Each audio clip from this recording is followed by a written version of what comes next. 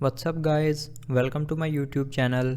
In this video I will show you how to fix MI Notebook 14 fingerprint not working issue. So before starting the video, don't forget to subscribe the channel and also press the bell icon. So let's start the video without wasting our time.